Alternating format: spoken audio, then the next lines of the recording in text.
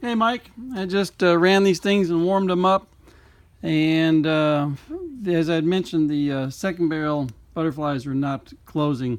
And ordinarily, what we want to see when these things are properly machined and closed, the factory was about 2.5.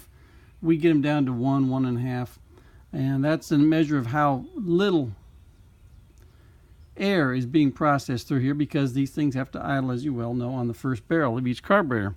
Well, I will just start these up briefly and then show you what's going on. Ordinarily, then also the first barrel should run around between 4 and 6.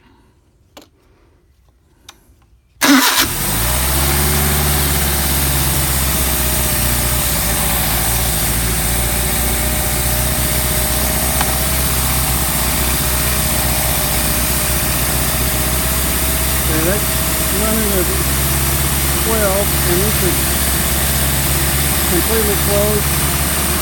That's running 14, and it's completely closed.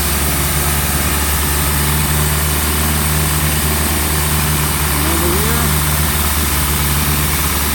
14, 14, and right here, 14, and I push on the butterfly.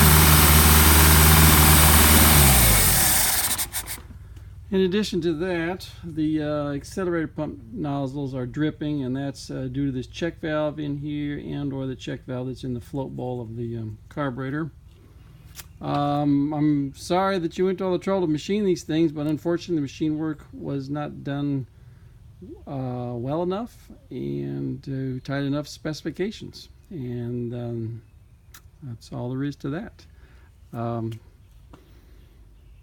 I'm trying to think. Also, I think it's possibility. I believe the first barrel progression ports are not properly covered or uncovered with the butterfly, and that has to do with the angle of dangle of the butterfly. You know, the 13 and 18 degree